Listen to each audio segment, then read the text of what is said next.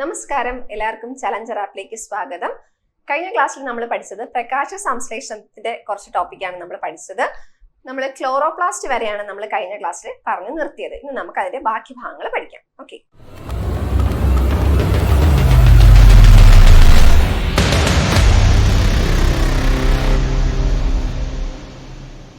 ശരി. അപ്പൊ നമ്മൾ ക്ലോറോപ്ലാസ്റ്റിനെ കുറിച്ചാണ് നമ്മൾ പറഞ്ഞുകൊണ്ടിരുന്നത് അല്ലെ. ക്ലോറോപ്ലാസ്റ്റ് എന്ന് പറഞ്ഞാൽ എന്തായിരുന്നു? ഹരിത കണമായിരുന്നു ക്ലോറോപ്ലാസ്റ്റ് എന്ന് പറയുന്നത്.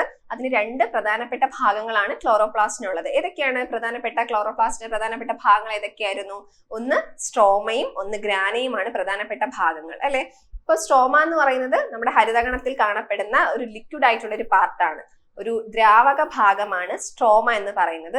അതുപോലെ എന്താണ്, സ്തരസഞ്ചികളുടെ അടുക്കിനെയാണ് നമ്മൾ എന്തെന്ന് പറയുന്നത്? ഗ്രാന എന്ന് പറയുന്നത് അല്ലെ. ആ ഗ്രാനയിൽ ഓരോ ആ ഒരു കോയിൻ പോലുള്ള ഒരു സ്ട്രക്ചറിനെ നമ്മൾ പറയുന്ന പേര് തൈലക്കോയിഡുകൾ എന്നാണ് പറഞ്ഞത്. ഈ ഒരു തൈലക്കോയിഡുകൾ അടുക്കി വെക്കുമ്പോഴാണ് എന്ത് കാണുന്നത്? നമ്മൾ ഗ്രാന എന്ന് പറയുന്ന ഒരു സ്ട്രക്ചർ ആയിട്ട് നമ്മൾ പറയുന്നത്. അപ്പം ഗ്രാനയും സ്ട്രോമയും കൂടെ ചേർന്നതാണ് ഏത് പ്രധാനപ്പെട്ട ഭാഗങ്ങളാണ് ക്ലോറോപ്ലാസ്റ്റിന്റെ പ്രധാനപ്പെട്ട ഭാഗങ്ങൾ. അതുപോലെ ഇതെന്താണ്? ഒരു ഡബിൾ ലെയേർഡ് മെംബ്രെയിൻ ആണ് കേട്ടോ, ഒരു ഇരട്ട പാളികളുള്ള ഒരു സ്ഥലമാണ്. ഓക്കെ, ഇനി നമ്മൾ പറയാൻ പോകുന്നത് ഹരിതകണങ്ങളിലെ കുറിച്ച് ബാക്കിയുള്ള പ്രകാശ സംശ്ലേഷണത്തിന്റെ കാര്യങ്ങളാണ്. ഓക്കെ, പ്രകാശ സംശ്ലേഷണം നടക്കുന്നത് ഈ ഒരു ക്ലോറോപ്ലാസ്റ്റിലാണെന്ന് നമ്മൾ പറഞ്ഞു. ഹരിത കണത്തിലാണ് പ്രകാശ സംശ്ലേഷണം നടക്കുന്നത്. അപ്പോ നമ്മൾ പറഞ്ഞു ഇലകളിൽ മാത്രമല്ല, എവിടെയൊക്കെയാണോ ഹരിതകണങ്ങൾ ഉള്ളത് അവിടെ എല്ലാം എന്ത് നടക്കുന്നുണ്ട്? ഈ ഒരു പ്രകാശ സംശ്ലേഷണം എന്ന് പറയുന്ന ഈ ഒരു പ്രോസസ്സ് നടക്കുന്നുണ്ട്. ഓക്കെ, അപ്പൊ നമുക്കറിയാം പച്ച നിറത്തിലുള്ള ഒരു ഇതാണ് ഏതെന്ന് പറയുന്നത് ഈ ഒരു ഹരിതകണം എന്ന് പറയുന്നത്. അപ്പം എവിടെയൊക്കെയാണോ നമ്മുടെ സസ്യങ്ങളിൽ ഹരിതകണം ഉള്ളത്, അതുകൊണ്ട് എവിടെയൊക്കെ ഉണ്ടോ അവിടെ എല്ലാം തന്നെ എന്ത് നടക്കുന്നുണ്ട്? ഫോട്ടോസിന്തസിസ് നടക്കുന്നുണ്ട്, ഇലകളിൽ മാത്രമല്ല കേട്ടോ. അപ്പോ ഈ ഹരിതകണത്തില് ഗ്രാനകളിലാണ് സൂര്യപ്രകാശത്തെ ആഗിരണം ചെയ്യാൻ കഴിവുള്ള വർണ്ണ വസ്തുക്കൾ കാണപ്പെടുന്നത്. അപ്പൊ നമ്മൾ പറഞ്ഞു എന്തുണ്ട്? ഗ്രാന നമ്മൾ പറഞ്ഞു അല്ലെ, ഗ്രാന കുറെ സ്ഥലസഞ്ചികളുടെ അടുക്കുകളായിരുന്നു ഗ്രാന എന്ന് നമ്മൾ പറഞ്ഞു. അപ്പോൾ ഈ ഒരു ഗ്രാനയിലാണ് എന്ത് ചെയ്യുന്നത്? സൂര്യപ്രകാശത്തെ ആഗിരണം ചെയ്യാനുള്ള വർണ്ണ വസ്തു ഉള്ളത് എവിടെയാണ്? ഗ്രാനയാണ്. നമ്മൾ വർണ്ണ വസ്തുക്കൾ നമ്മൾ കുറെ പറഞ്ഞിട്ടുണ്ട്. കഴിഞ്ഞ ക്ലാസ്സിൽ നമ്മൾ പറഞ്ഞായിരുന്നു ഏതൊക്കെയായിരുന്നു വർണ്ണ വസ്തുക്കൾ. ഹരിതകം ഒരു വർണ്ണവസ്തുവാണ്, സാന്തോഫിൽ, അതുപോലെ തന്നെ കെരോട്ടിൻ, ആന്തോസയാനിൻ, ഇതുപോലുള്ള കുറെ വർണ്ണ വസ്തുക്കൾ നമ്മൾ പറഞ്ഞു അല്ലെ. അപ്പൊ ഈ വർണ്ണ വസ്തുക്കൾക്ക് ഒരു പ്രത്യേകതയുണ്ട്. എന്താണ്? അവർക്ക് സൂര്യപ്രകാശത്തെ ആഗിരണം ചെയ്യാനുള്ള കഴിവ് ഈ ഒരു വർണ്ണ വസ്തുക്കൾക്കുണ്ട്. ഓക്കെ, സൂര്യപ്രകാശത്തെ ആഗിരണം ചെയ്യാനുള്ള കഴിവ് ആർക്കുണ്ട്? വർണ്ണ വസ്തുക്കൾക്കുണ്ട്. എന്തിനാണ് സൂര്യപ്രകാശത്തെ ആഗിരണം ചെയ്യുന്നത്? നമുക്കറിയാം പ്രകാശ സംശ്ലേഷണത്തിന് വേണ്ടിയിട്ട് എന്ത് ആവശ്യമാണ്? സൂര്യപ്രകാശം ആവശ്യമാണ്. അപ്പോൾ ഈ സൂര്യപ്രകാശത്തെ ആഗിരണം ചെയ്യുന്നത് സസ്യത്തിലെ ഇലകളിലുള്ള അല്ലെങ്കിൽ അവിടെ ക്ലോറോപ്ലാസ്റ്റിൽ കാണപ്പെടുന്ന വർണ്ണ വസ്തുക്കളാണ്. ഓക്കെ, അപ്പൊ ഈ വർണ്ണ വസ്തുക്കൾ എവിടെയാണ് കാണപ്പെടുന്നത് എന്ന് ചോദിക്കുകയാണെങ്കിൽ നമുക്കറിയാം ക്ലോറോപ്ലാസ്റ്റിലാണ് വർണ്ണ വസ്തുക്കൾ ഉള്ളത്. ആ ക്ലോറോപ്ലാസ്റ്റ് തന്നെ ഗ്രാന എന്ന് പറയുന്ന ഒരു സ്ട്രക്ചർ ഉണ്ടെന്ന് നമ്മൾ പറഞ്ഞു. ആ ഗ്രാനയിലാണ് എന്ത് കാണപ്പെടുന്നത്? ഈ ഒരു വർണ്ണ വസ്തുക്കൾ കാണപ്പെടുന്നത്. ഓക്കെ, അപ്പൊ നിങ്ങൾക്ക് മനസ്സിലായി എന്ന് വിചാരിക്കുന്നു. ക്ലോറോപ്ലാസ്റ്റിൽ എന്തുണ്ട്? ഗ്രാനയുണ്ട്. ആ ഒരു ഗ്രാനയിലാണ് വർണ്ണ വസ്തുക്കൾ ഉള്ളത്. ഓക്കെ, അപ്പം ഈ ഒരു വർണ്ണ വസ്തുക്കൾക്ക് എന്തിനുള്ള കഴിവുണ്ടെന്ന് നമ്മൾ പറഞ്ഞു. പ്രകാശത്തെ ആഗിരണം ചെയ്യാനുള്ള കഴിവ് ആർക്കുണ്ട്? വർണ്ണ വസ്തുക്കൾക്കുണ്ട്. ഓക്കെ, അപ്പൊ നമുക്കറിയാം പ്രകാശ സംശ്ലേഷണത്തിന് വേണ്ടിയിട്ട് സൂര്യപ്രകാശത്തെ ഈ ഒരു വർണ്ണ വസ്തുക്കൾ എന്ത് ചെയ്യുന്നു? ആഗിരണം ചെയ്യുന്നു. ഒരുപാട് തരത്തിലുള്ള വർണ്ണ വസ്തുക്കളുണ്ട്. ഏതൊക്കെയായിരുന്നു? ഹരിതകം, അതുപോലെ തന്നെ സാന്തോഫിൽ, കെരോട്ടിൻ, ആന്തോസയാനിൻ, ഇതുപോലെയുള്ള ഒരുപാട് പിഗ്മെന്റ്സ് ഉണ്ട്. ഓക്കെ, അപ്പൊ ഈ പിഗ്മെന്റ്സ് ഒക്കെ എന്ത് ചെയ്യുന്നു? നമ്മുടെ ലൈറ്റിനെ എന്ത് ചെയ്യുന്നു? അബ്സോർവ് ചെയ്തിട്ട് ഇനി ഇവർക്ക് കുറെ പിഗ്മെന്റ്സ് ഉണ്ട്. അതിൽ ക്ലോറോഫിൽ തന്നെ എയും ഉണ്ട്, ക്ലോറോഫിൽ ബിയും ഉണ്ട്. ഹരിതകവും എന്താണ്? ഒരു വർണ്ണവസ്തുവാണല്ലോ. അപ്പം ഹരിതകം എയും ഉണ്ട്, ഹരിതകം ബിയും ഉണ്ട്. ഇതില് ഹരിതകം എക്ക് ഒരു പ്രത്യേകതയുണ്ട്. എന്താണെന്ന് അറിയാവോ?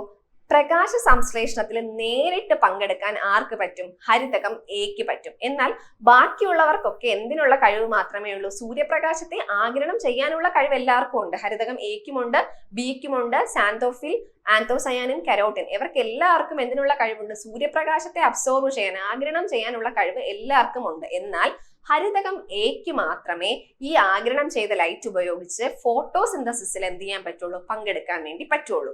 ബാക്കിയുള്ളവർക്കൊന്നും എന്തില്ല? ഫോട്ടോസിന്തസിസ് പങ്കെടുക്കാൻ പറ്റത്തില്ല. അപ്പം അവരൊക്കെ എന്താ ചെയ്യുന്നതെന്ന് അറിയാവോ? ബാക്കിയുള്ള ഈ നമ്മുടെ ഹരിതകം ബിയും ഹരിതകം ബിയും അതുപോലെ തന്നെ നമ്മുടെ ആന്തോസയാനിനും കെരോട്ടിൻ പോലുള്ള വർണ്ണവസ്തുക്കൾ എന്താ ചെയ്യുന്നത്? സൂര്യപ്രകാശത്തെ ആഗിരണം ചെയ്തിട്ട് ആർക്ക് കൊടുക്കും? ഹരിതകം എക്ക് കൊടുക്കും. അപ്പൊ ഹരിതം എ എന്താ ചെയ്യുന്നത്? ഫോട്ടോസിന്തസിസ് നടത്തുകയാണ് ചെയ്യുന്നത്. ഓക്കെ, അപ്പൊ നമ്മൾ പറഞ്ഞു ഇവര് ബാക്കിയുള്ള വർണ്ണവസ്തുക്കളെല്ലാം തന്നെ എന്ത് ചെയ്യുന്നു? ഫോട്ടോസിന്തസിസ് നടത്താൻ വേണ്ടിയിട്ട് ഹരിതകം എക്ക് കൊടുത്ത് അവരെ സഹായിക്കുകയാണ് ചെയ്യുന്നത്. അതുകൊണ്ട് തന്നെ ഇവരെ പറയുന്ന പേര് സഹായക വർണ്ണങ്ങൾ അല്ലെങ്കിൽ അക്സസറി പിഗ്മെന്റ്സ് എന്നാണ് പറയുന്നത്. സഹായക വർണ്ണങ്ങൾ അല്ലെങ്കിൽ അക്സസറി പിഗ്മെന്റ്സ് എന്നാണ് ഇവരെ അറിയപ്പെടുന്നത്. ഓക്കെ, അപ്പൊ എന്താണ് നമുക്കൊന്ന് വായിച്ചു നോക്കാം. ഓക്കെ, നോക്കിക്കേ. പ്രകാശ സംശ്ലേഷണം നടക്കുന്നത് ഹരിതകണങ്ങളിലാണ്. നമ്മൾ പറഞ്ഞു ഹരിതകണങ്ങളിലാണ് എന്ത് നടക്കുന്നത്? പ്രകാശ സംശ്ലേഷണം നടക്കുന്നത്. ഇലകളിൽ മാത്രമല്ല, എവിടെയൊക്കെയാണോ ഹരിതകണങ്ങൾ ഉണ്ടോ അവിടെ എല്ലാം എന്ത് നടക്കുന്നുണ്ട്? പ്രകാശ സംശ്ലേഷണം നടക്കുന്നുണ്ട് എന്ന് പറഞ്ഞു. ഹരിതകണത്തിലെ എവിടെയാണ്? ഗ്രാനകളിലാണ് സൂര്യപ്രകാശത്തെ ആഗിരണം ചെയ്യാൻ കഴിവുള്ള വർണ്ണകങ്ങൾ കാണപ്പെടുന്നത്. വളരെ ഇമ്പോർട്ടന്റ് ആയിട്ട് ഒരു ക്വസ്റ്റ്യൻ ആണ് കേട്ടോ. അപ്പൊ ഹരിതകണത്തിൽ നമുക്കറിയാം സ്ട്രോമയും ഉണ്ട്, ഗ്രാനയും ഉണ്ട്. അപ്പോ ഗ്രാനയിലാണ് സൂര്യപ്രകാശത്തെ ആഗിരണം ചെയ്യാൻ കഴിവുള്ള വർണ്ണങ്ങൾ കാണപ്പെടുന്നത്. ഏതൊക്കെയാണ് വർണ്ണകങ്ങൾ അല്ലെങ്കിൽ ഗ്രാനയിൽ കാണപ്പെടുന്ന വർണ്ണകങ്ങൾ ഏതൊക്കെയാണ് എന്ന് ചോദിച്ചാൽ ഹരിതകം എ, ഹരിതകം ബി, കെരോട്ടിൻ, സാന്തോഫിൽ എന്നീ വർണ്ണകങ്ങളൊക്കെ എവിടെയുണ്ട്? ഗ്രാനയിലുണ്ട്. ഓക്കെ, അപ്പം ഏതൊക്കെ വർണ്ണകങ്ങളാണ് അല്ലെങ്കിൽ പിഗ്മെന്റ്സ് ആണ് നമ്മുടെ ഗ്രാനയിൽ കാണപ്പെടുന്നത് എന്ന് ചോദിച്ചാൽ chlorophyll A, chlorophyll B, carotene, anthocyanin, xanthophyll പോലുള്ള പിഗ്മെന്റ്സ് ഒക്കെ എവിടെ കാണപ്പെടുന്നുണ്ട്? നമ്മുടെ ഗ്രാനയിൽ കാണപ്പെടുന്നുണ്ട്. ഈ വർണ്ണകങ്ങൾക്കെല്ലാം പ്രകാശത്തെ ആഗിരണം ചെയ്യാൻ കഴിവുണ്ട്. ഓക്കെ, എല്ലാവർക്കും തന്നെ എന്തിനുള്ള കഴിവുണ്ട്? പ്രകാശത്തെ അബ്സോർവ് ചെയ്യാനുള്ള കഴിവുണ്ട്. എന്നാൽ ഹരിതകം എ വളരെ ഇമ്പോർട്ടന്റ് ആണ് കേട്ടോ. ഹരിതകം എ അല്ലെങ്കിൽ ക്ലോറോഫിൽ എക്ക് മാത്രമേ പ്രകാശ സംശ്ലേഷണത്തിൽ നേരിട്ട് പങ്കെടുക്കാൻ കഴിയൂ.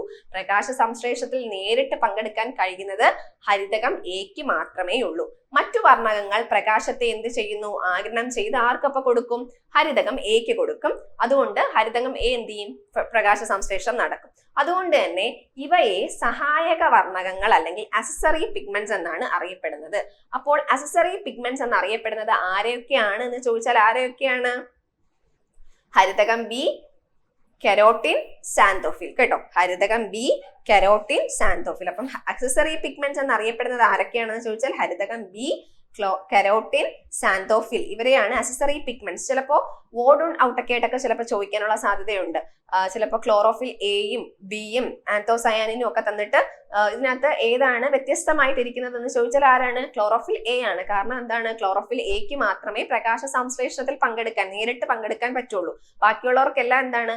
പ്രകാശത്തെ ആഗിരണം ചെയ്യാനുള്ള കഴിവുണ്ടെങ്കിലും പ്രകാശ സംശ്ലേഷണത്തിൽ നേരിട്ട് പങ്കെടുക്കാൻ അവർക്ക് പറ്റുന്നില്ല. അതുകൊണ്ട് തന്നെ മറ്റുള്ളവരെ നമ്മൾ അറിയപ്പെടുന്ന പേര് അക്സസറി പിഗ്മെന്റ്സ് എന്നാണ് അറിയപ്പെടുന്നത്. ഓക്കെ, അപ്പോ അതാണ് അക്സസറി പിഗ്മെന്റ്സ് എന്ന് പറയുന്നത്. അപ്പൊ ഇത് വളരെ ഇമ്പോർട്ടന്റ് ആയിട്ടുള്ള ഒരു ചോദ്യമാണ് കേട്ടോ.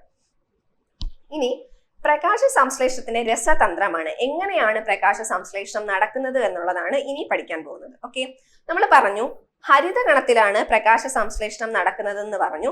ഹരിതകണത്തിൽ ഉള്ള പ്രധാനപ്പെട്ട രണ്ട് ഭാഗങ്ങളാണ് ഗ്രാനയും സ്ട്രോമയും. ഓക്കെ, ഗ്രാനയും സ്ട്രോമയുമാണ് ഹരിതകണത്തിൽ കാണപ്പെടുന്ന രണ്ട് പ്രധാനപ്പെട്ട ഭാഗങ്ങൾ. ഇനി ഈ ഒരു പ്രകാശ സംശ്ലേഷണം നടക്കുന്നത് രണ്ട് ഘട്ടങ്ങളായിട്ടാണ് നടക്കുന്നത്. രണ്ട് സ്റ്റെപ്സിലൂടെയാണ് നമ്മുടെ പ്രകാശ സംശ്ലേഷണം നടക്കുന്നത്. ഒന്നാമത്തെ ഘട്ടത്തെ പറയുന്ന പേരാണ് പ്രകാശഘട്ടം. രണ്ടാമത്തെ ഘട്ടത്തെ പറയുന്ന പേരാണ് ഇരുണ്ട ഘട്ടം. ഓക്കെ, ഇംഗ്ലീഷില് ലൈറ്റ് റിയാക്ഷൻ എന്നും ഡാർക്ക് റിയാക്ഷനും എന്നാണ് പറയുന്നത്. ഓക്കെ, പ്രകാശഘട്ടവും ഇരുണ്ട ഘട്ടവും. അപ്പോൾ ഇതിൽ വളരെ ഇമ്പോർട്ടന്റ് ആയിട്ടുള്ള ഒരു കാര്യമാണ് പ്രകാശഘട്ടം എവിടെ നടക്കുന്നു അല്ലെങ്കിൽ ഇരുണ്ട ഘട്ടം എവിടെ നടക്കുന്നു എന്നുള്ളൊരു കാര്യം. ഓക്കെ, ലൈറ്റ് റിയാക്ഷൻ അല്ലെങ്കിൽ പ്രകാശഘട്ടം നടക്കുന്നത് ക്ലോറോപ്ലാസ്റ്റിലുള്ള ഗ്രാനയിലാണ്. ഓക്കെ, ഗ്രാനയിലാണ്. അങ്ങനെയാണെങ്കിൽ ഇരുണ്ട ഘട്ടം നടക്കുന്നത് സ്ട്രോമയിലാണ്. ഇരുണ്ട ഘട്ടം എവിടെ നടക്കുന്നു എന്ന് ചോദിച്ചാൽ സ്ട്രോമ അല്ലെങ്കിൽ സ്ട്രോമയിൽ നടക്കുന്ന പ്രകാശ സംശ്ലേഷണത്തിന്റെ ഏത് ഘട്ടമാണ് എന്ന് ചോദിക്കുകയാണെങ്കിൽ അത് ഇരുണ്ട ഘട്ടമാണ്. ഓക്കെ, അപ്പൊ ഇത് വളരെ ഇമ്പോർട്ടന്റ് ആണ്. അപ്പോൾ ഫസ്റ്റ് നമ്മൾ ഇനി പ്രകാശഘട്ടത്തിനെ കുറിച്ചാണ് കൂടുതലും പഠിക്കാൻ പോകുന്നത്. എന്തൊക്കെ പ്രവർത്തനങ്ങളാണ് പ്രകാശഘട്ടത്തിൽ നടക്കുന്നത് എന്ന് നോക്കാം. ഓക്കെ, പ്രകാശഘട്ടം പേര് പോലെ തന്നെ നമുക്കറിയാം പ്രകാശം അവിടെ ഉപയോഗിക്കുന്നുണ്ട്. ഓക്കെ, നമ്മൾ സൂര്യപ്രകാശം ആഗിരണം ചെയ്യുന്നു എന്ന് നമ്മൾ പറഞ്ഞു. വർണ്ണവസ്തുക്കൾ എന്ത് ചെയ്യുന്നു? സൂര്യപ്രകാശത്തെ ആഗിരണം ചെയ്യുന്നു. പ്രകാശ സംശ്ലേഷണത്തിന് വേണ്ടിയിട്ട് ആഗിരണം ചെയ്യുന്നു.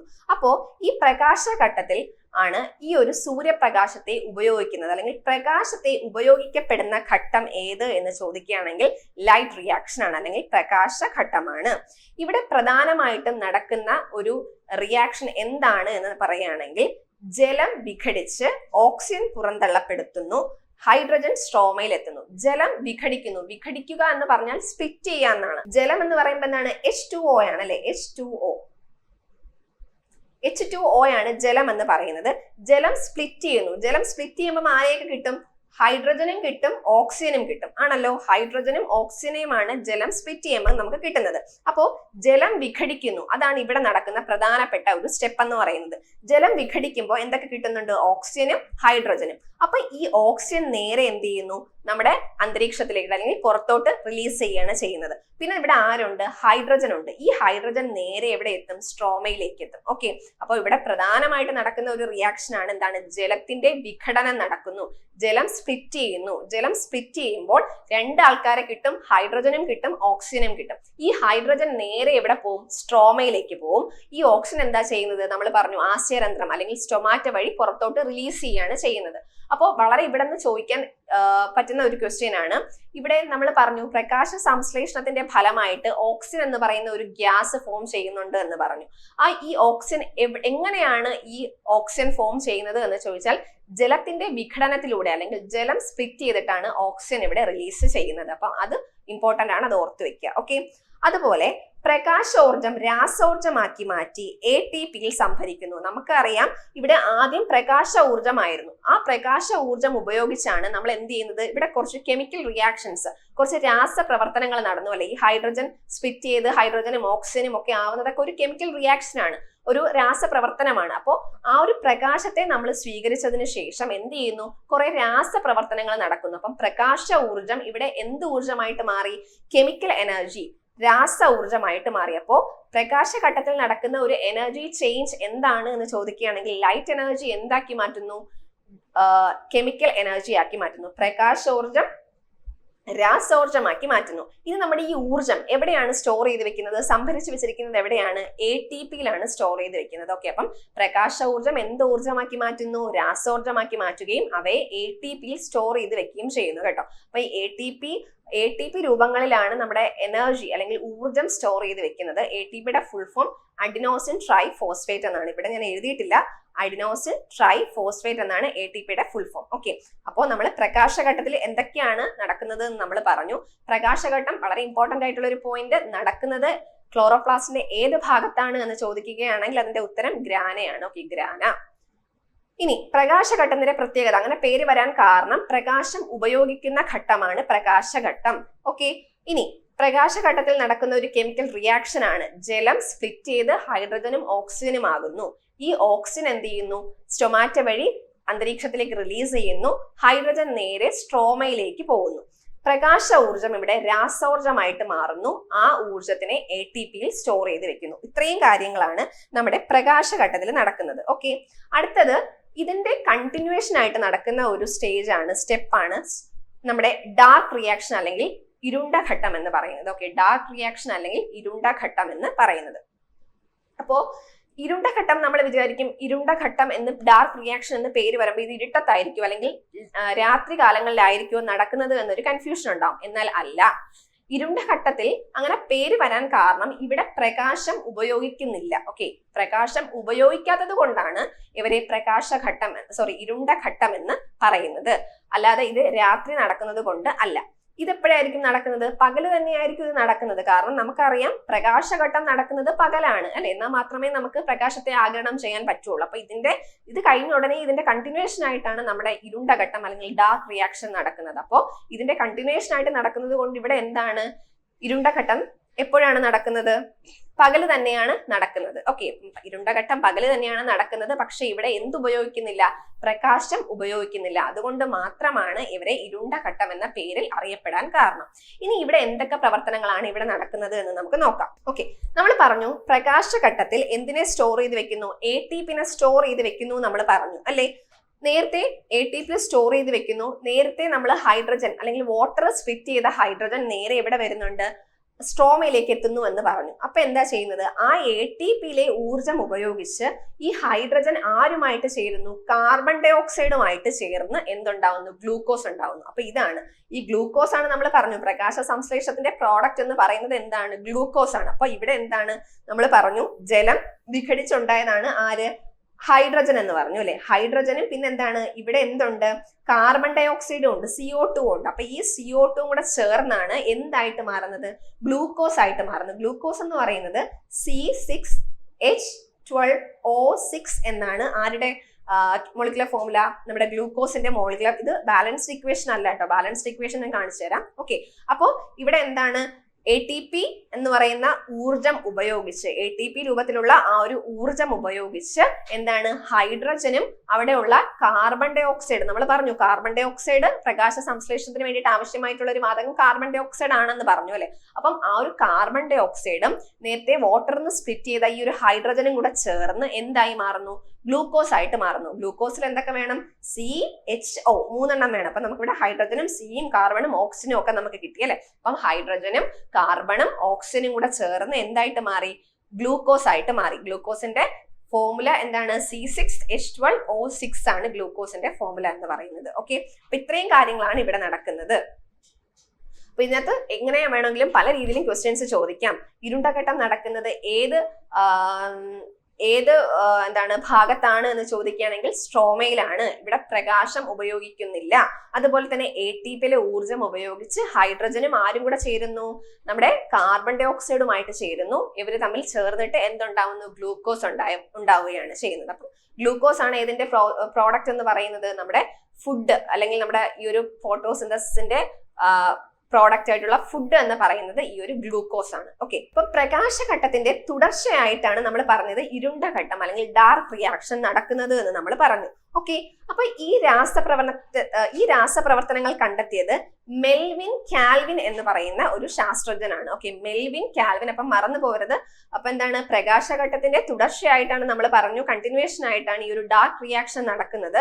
അപ്പം ഈ ഡാർക്ക് റിയാക്ഷനിൽ കുറെ സൈക്ലിക് ആയിട്ടുള്ള കാര്യങ്ങൾ നടക്കുന്നുണ്ട്. ഓക്കെ, ചാക്രിക രാസപ്രവർത്തനങ്ങൾ ഇവിടെ നടക്കുന്നുണ്ട്. കുറെ സൈക്ലിക് കെമിക്കൽ റിയാക്ഷൻസ് എവിടെ നടക്കുന്നുണ്ട്? നമ്മുടെ ഡാർക്ക് റിയാക്ഷൻസിൽ നടക്കുന്നുണ്ടെന്ന് പറഞ്ഞു. അപ്പം ഇത്തരത്തിലുള്ള ഡാർക്ക് റിയാക്ഷൻസിലുള്ള ഇത്തരം സൈക്ലിക് റിയാക്ഷൻസിനെ കൂടുതൽ കണ്ടെത്തിയ വ്യക്തിയാണ് അല്ലെങ്കിൽ ശാസ്ത്രജ്ഞനാണ് മെൽവിൻ കാൽവിൻ എന്ന് പറയുന്ന ഒരു സയന്റിസ്റ്റ്. അതുകൊണ്ട് തന്നെ ഇതിനെ കാൽവിൻ സൈക്കിൾ അല്ലെങ്കിൽ കാൽവിൻ ചക്രം എന്നറിയപ്പെടുന്നു. ചക്രം മീൻ സൈക്ലിക് ആയിട്ടുള്ള ഒരു പ്രോസസ് ആണ്. കുറെ സൈക്ലിക് കെമിക്കൽ ചേഞ്ചസ് അവിടെ നടക്കുന്നുണ്ട്. അതുകൊണ്ടാണ് ഈ ഒരു ഡാർക്ക് റിയാക്ഷൻസിനെ എന്തെന്ന് അറിയപ്പെടുന്നു? കാൽവിൻ ചക്രം അല്ലെങ്കിൽ കാൽവിൻ സൈക്കിൾ എന്നും ഈ ഒരു ഘട്ടത്തെ അറിയപ്പെടുന്നു.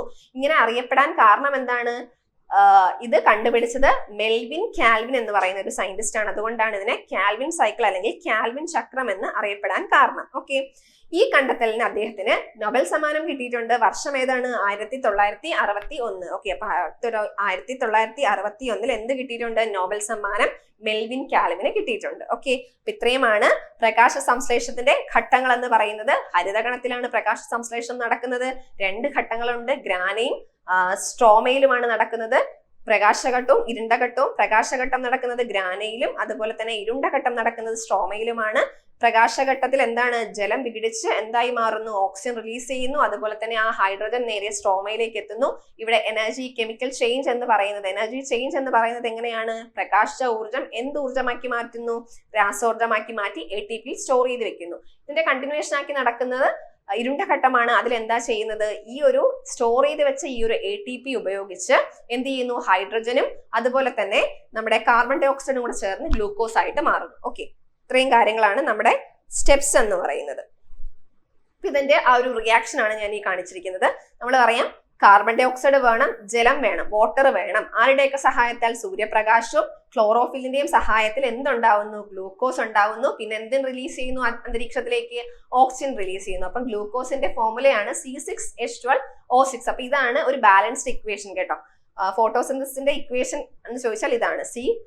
6CO2 plus 6H2O gives C6H12O6 plus 6O2. Okay, അപ്പൊ കാർബൺ ഡൈ ഓക്സൈഡും വാട്ടറും ആരുടെയൊക്കെ പ്രസൻസിൽ? സൺലൈറ്റിന്റെയും ക്ലോറോഫിൽ ഹരിതകത്തിന്റെയും പ്രസൻസിൽ ഗ്ലൂക്കോസും ഓക്സിജനും ആവുന്ന പ്രോസസ്സിനെയാണ് നമ്മൾ എന്തെന്ന് പറയുന്നത്? ഫോട്ടോസിന്തസിസ് എന്ന് പറയുന്നത്. ഓക്കെ, അപ്പൊ നമുക്ക് എന്ത് കിട്ടി? ഗ്ലൂക്കോസ് കിട്ടി. ഇതാണ് നമ്മുടെ ഫുഡ് അല്ലെങ്കിൽ ആഹാരം നിർമ്മിക്കുന്നത് എന്ന് പറയുന്ന ഫുഡ് എന്ന് പറയുന്നത് ഈ ഒരു ഗ്ലൂക്കോസ് ആണല്ലോ. അപ്പോ നമുക്ക് ഗ്ലൂക്കോസ് കിട്ടി. അപ്പൊ നമ്മൾ ആദ്യത്തെ ക്ലാസ്സിൽ നമ്മൾ പറഞ്ഞായിരുന്നു ഗ്ലൂക്കോസിന് ഒരു പ്രത്യേകതയുണ്ട്. എന്താണ് ഗ്ലൂക്കോസിന്റെ പ്രത്യേകത? ഗ്ലൂക്കോസ് എന്ന് പറയുന്നത് വളരെ സിമ്പിൾ ആയിട്ടുള്ള ഒരു മോളിക്യൂൾ ആണല്ലോ. അപ്പൊ ഈ സിമ്പിൾ മോളിക്യൂൾ എന്ത് ചെയ്യും? പെട്ടെന്ന് തന്നെ വെള്ളത്തിൽ ലയിക്കാനുള്ള സാധ്യതയുണ്ട്. ഭയങ്കര സാധ്യതയുണ്ടെന്നല്ല, ലയിക്കും. ഓക്കെ, അവരെന്താണ്? വളരെ വാട്ടർ സൊല്യൂബിൾ ആയിട്ടുള്ള ഒരു മോളിക്യൂൾ ആണ് ഈ ഒരു ഗ്ലൂക്കോസ് എന്ന് പറയുന്നത്. നമുക്കറിയാം വേരൊക്കെ എന്ത് ചെയ്യും? വെള്ളം വലിച്ചെടുക്കുന്നു. അപ്പൊ നമ്മുടെ സസ്യത്തിലൊക്കെ ജലമുണ്ട് അല്ലെ? അപ്പൊ അതിൽ തന്നെ പെട്ടെന്ന് എന്ത് ചെയ്യാനുള്ള സാധ്യതയുണ്ട്? സൊല്യൂബിൾ ആവാനുള്ള സാധ്യതയുണ്ട്. അപ്പോ എന്താണ്? ഇതിനെ എന്ത് ചെയ്യണം? സൊല്യൂബിൾ അല്ലാതെ, പെട്ടെന്ന് അലിയാത്ത വേറൊരു ഫോമിലേക്ക് എന്ത് ചെയ്യണം? മാറ്റേണ്ട ആവശ്യമുണ്ട്. ഓക്കെ, അപ്പോൾ എന്ത് ചെയ്യണം? ഗ്ലൂക്കോസിനെ തന്നെ വേറൊരു രൂപത്തിലേക്ക് മാറ്റിയാൽ മാത്രമേ നമ്മുടെ ഇലകളിൽ എന്ത് ചെയ്യാൻ പറ്റൂ, അല്ലെങ്കിൽ സസ്യങ്ങളിൽ സംഭരിച്ചു വെക്കാൻ പറ്റുള്ളൂ. അപ്പൊ എന്താ ചെയ്യുന്നത്? ഇവരെ വേറൊരു രൂപത്തിലേക്ക് മാറ്റും. ആ രൂപത്തിനെയാണ് നമ്മൾ അന്നജം എന്ന് പറയുന്നത്. ഇംഗ്ലീഷിൽ സ്റ്റാർച്ച് എന്ന് പറയും. ഓക്കെ, അപ്പം ജലത്തിൽ വളരെ വേഗം ലയിക്കുന്നതിനാൽ ഗ്ലൂക്കോസിനെ എന്ത് ചെയ്യാൻ പറ്റത്തില്ല? സസ്യ ശരീരത്തിൽ സംഭരിക്കാൻ പറ്റത്തില്ല. അതുകൊണ്ട് തന്നെ സസ്യങ്ങൾ ഗ്ലൂക്കോസിനെ അലേയം എന്ന് പറഞ്ഞാൽ ലയിക്കാത്ത ഒരു പദാർത്ഥമാക്കി മാറ്റും. അന്നജ രൂപത്തിൽ ഇലകളിൽ സംഭരിക്കുന്നു. ഓക്കെ, അപ്പം എന്താക്കി മാറ്റുന്നു? ഗ്ലൂക്കോസിനെ ആരാക്കി മാറ്റുന്നു? അന്നജം അല്ലെങ്കിൽ സ്റ്റാർച്ച് ആക്കി മാറ്റുന്നു കേട്ടോ. സ്റ്റാർച്ച് ആക്കി മാറ്റുന്നു. ഓക്കെ, സ്റ്റാർച്ച് ആക്കി മാറ്റിയിട്ട് ഇലകളിൽ എന്ത് ചെയ്യുന്നു? സ്റ്റോർ ചെയ്ത് വെക്കുന്നുണ്ട്. ജീവൽ പ്രവർത്തനങ്ങൾക്കുള്ള ഊർജ്ജ സ്രോതസ്സായിട്ടും വളർച്ചയ്ക്ക് ആവശ്യമായ പദാർത്ഥങ്ങൾ നിർമ്മിക്കുന്നതിനും സസ്യങ്ങൾ അന്നജം പ്രയോജനപ്പെടുത്തുന്നു. അപ്പം ഈ ഒരു ഫുഡിനെയാണ് ബാക്കി ആ ഒരു സസ്യങ്ങളിലുള്ള ബാക്കിയുള്ള എല്ലാ പ്രവർത്തനങ്ങൾക്കും അവരുടെ എനർജിയുടെ സോഴ്സ് ആയിട്ടും ഒക്കെ യൂസ് ചെയ്യുന്നത് ഈ ഒരു അന്നജം അല്ലെങ്കിൽ ഈ ഒരു സ്റ്റാർച്ചിനെയാണ്. ഓക്കെ, അന്നജം പിന്നീട് സൂക്രോസ് ആയി മാറി ഫ്ലോയം കുഴലുകളിലൂടെ മറ്റു സസ്യഭാഗങ്ങളിൽ വിവിധ രൂപങ്ങളിൽ സംഭരിക്കപ്പെടുന്നു. അപ്പൊ ഇവിടെ വളരെ ഇമ്പോർട്ടന്റ് ആയിട്ടുള്ള ഒരു ഭാഗമുണ്ട്. ഇവര് പിന്നെ നമ്മൾ പറഞ്ഞു എല്ലാ ഭാഗങ്ങളിലും എത്തിക്കണമെന്ന് നമ്മൾ പറഞ്ഞു അല്ലെ. അപ്പം ഇലകളിൽ നിർമ്മിച്ച ഈ ഒരു ആഹാരം അല്ലെങ്കിൽ ഈ ഒരു ഗ്ലൂക്കോസിനെ എന്ത് ചെയ്യുന്നുണ്ട്? നമ്മൾ സ്റ്റാർച്ച് ആക്കി മാറ്റിയാൽ എന്ത് ചെയ്യുന്നു? നമ്മൾ സസ്യത്തിന്റെ എല്ലാ ഭാഗങ്ങളിലും ഈ ഒരു ആഹാരം എത്തിക്കണമെന്ന് നമ്മൾ ആദ്യം പറഞ്ഞു അല്ലെ. അപ്പോ ഇത് എത്തിക്കുന്നത് ആരാണ്? 2 കുഴലുകൾ ഉണ്ടെന്ന് നമ്മൾ പറഞ്ഞു. സംവഹന കലകൾ 2 എണ്ണം ഉണ്ടെന്ന് നമ്മൾ ഫസ്റ്റ് ക്ലാസ്സിൽ പറഞ്ഞു. ഏതൊക്കെയായിരുന്നു? സൈലം കുഴലുകളും ഉണ്ട്, അതുപോലെ തന്നെ ഫ്ലോയം കുഴലുകളും ഉണ്ട്. സൈലം എന്താ ചെയ്യുന്നത്? സൈലം എന്ന് പറയുന്നത് നമ്മുടെ ജലത്തിനെ സസ്യത്തിന്റെ എല്ലാ ഭാഗങ്ങളിലും എത്തിക്കുന്ന സംവഹന കലയാണ് സൈലം എന്ന് പറയുന്നത്. അതുപോലെ ഫ്ലോയം എന്ന് പറയുന്നത് ഇലകളിൽ നിർമ്മിക്കുന്ന ഫുഡ് അല്ലെങ്കിൽ ആഹാരത്തെ എന്ത് ചെയ്യുന്നു? സസ്യങ്ങളുടെ എല്ലാ ഭാഗത്തും എത്തിക്കുന്ന സംവഹന കലയാണ് ഫ്ലോയം എന്ന് പറയുന്നത്. ഫ്ലോയം ഫുഡ് അങ്ങനെ കണക്ട് ചെയ്യാൻ ഞാൻ പറഞ്ഞിട്ടുണ്ടായിരുന്നു അല്ലെ. അപ്പൊ എന്താ ചെയ്യുന്നത്? ഫ്ലോയമാണ് ഈ ഫുഡിനെ എല്ലാ ഭാഗങ്ങളിലേക്കും എത്തിക്കുന്നത് എന്ന് നമ്മൾ പറഞ്ഞു ആണല്ലോ. അങ്ങനെയാണെങ്കിൽ ഇത് ഗ്ലൂക്കോസിന്റെ രൂപത്തിലാണ് ഇത് ഉണ്ടാക്കുന്നത്. ഫോട്ടോസിന്തസിന്റെ ഫലമായിട്ട് ഗ്ലൂക്കോസ് ആണ് ഉണ്ടാക്കുന്നത്. അവരെ പെട്ടെന്ന് തന്നെ ആരാക്കി മാറ്റുന്നു?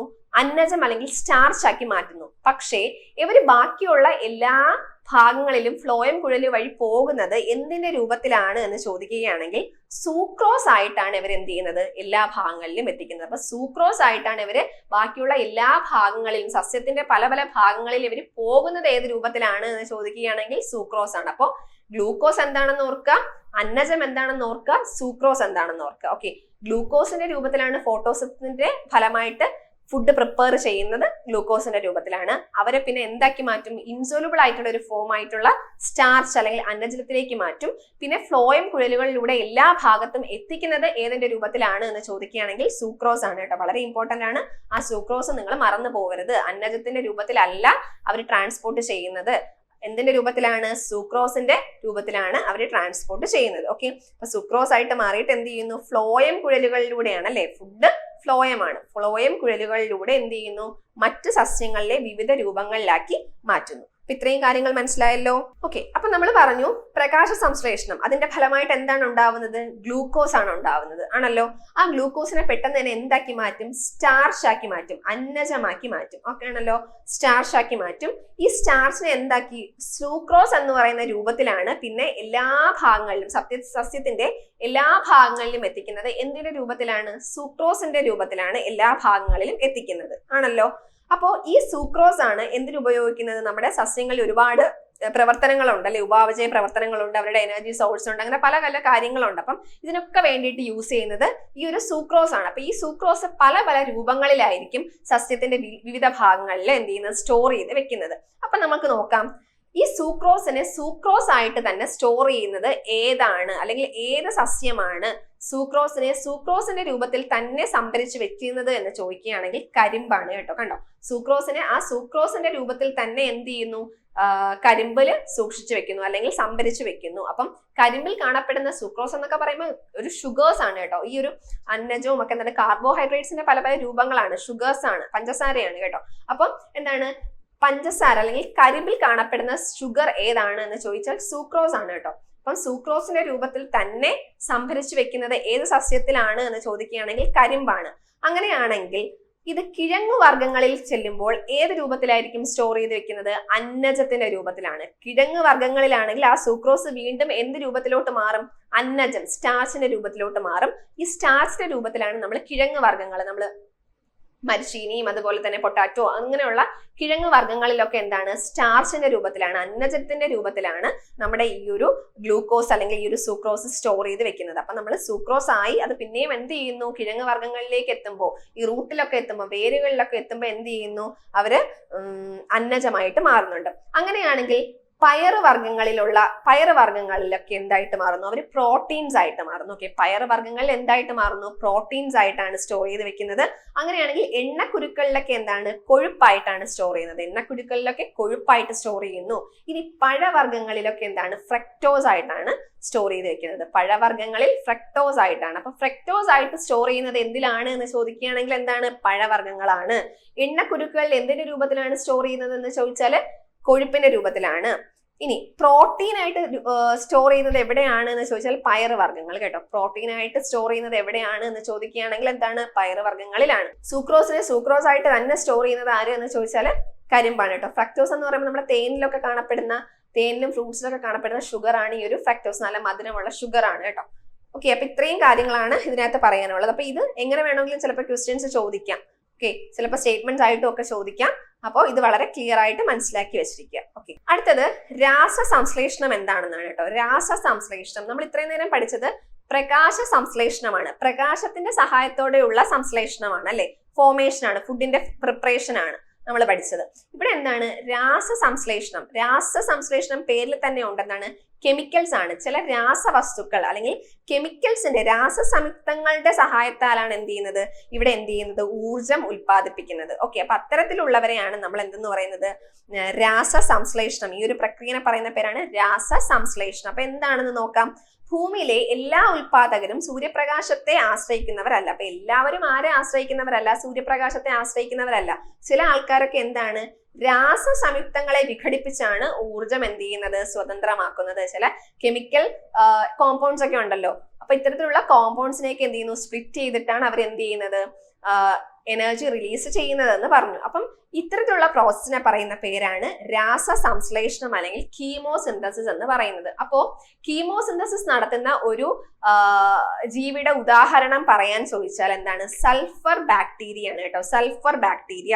അപ്പം കരയിലും അതുപോലെ തന്നെ കടലിലും ഒക്കെ ഇവർ കാണപ്പെടുന്നുണ്ട്. കരയിലും കടലിലും ഒക്കെ കാണപ്പെടുന്ന സൾഫർ ബാക്ടീരിയാസ് ഉണ്ട്. ഈ സൾഫർ ബാക്ടീരിയ അവരുടെ ഊർജം സ്വതന്ത്രമാക്കുന്നത് ഏത് രീതിയിലാണ്, കീമോസിന്തസിസ് ആണ്. ഓക്കെ, രാസസംശ്ലേഷണം വഴിയാണ്. അന്തരീക്ഷ വായുവിലെ ഏകദേശം 70 മുതൽ 80% വരെ ഓക്സിജനും സമുദ്രത്തിലെ ആൽഗകളും സസ്യപ്ലവകങ്ങളുമാണ് പ്രദാനം ചെയ്യുന്നത്. ഒന്ന് നിങ്ങൾ ആലോചിച്ച് നോക്കി. നമ്മൾ വിചാരിക്കും എന്താണ്, നമുക്ക് അന്തരീക്ഷത്തിൽ ഇഷ്ടംപോലെ ഓക്സിജൻ ഉണ്ട്. ആ ഓക്സിജൻ ഒക്കെ തരുന്നത് ആരാണ്, നമ്മുടെ